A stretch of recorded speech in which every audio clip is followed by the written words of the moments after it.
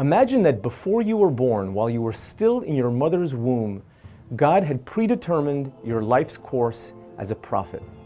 That's exactly what happened to the prophet Jeremiah, who was pre-selected and given a divine mission. But what exactly was his message? In this video, we're going to take a closer look.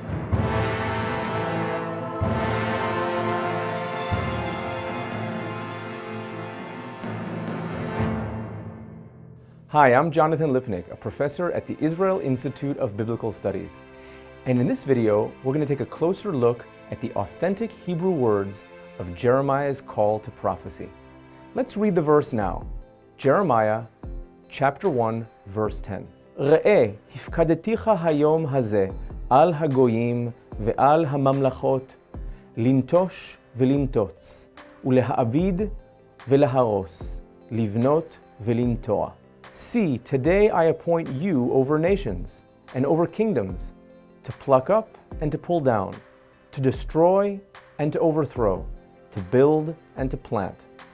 The prophet Jeremiah, or Yirmiyahu, which means the Lord will raise up, lived in a tumultuous time, the 7th century BC, leading up to the Babylonian destruction of Jerusalem. Jeremiah was always a reluctant prophet. He never quite understood why God had pre-selected him before he was born to be his spokesperson. But in this passage, we see that he's given a very definite mission to warn the children of Israel that their sinful backsliding behavior is what is going to eventually result in the Babylonian destruction of the first temple.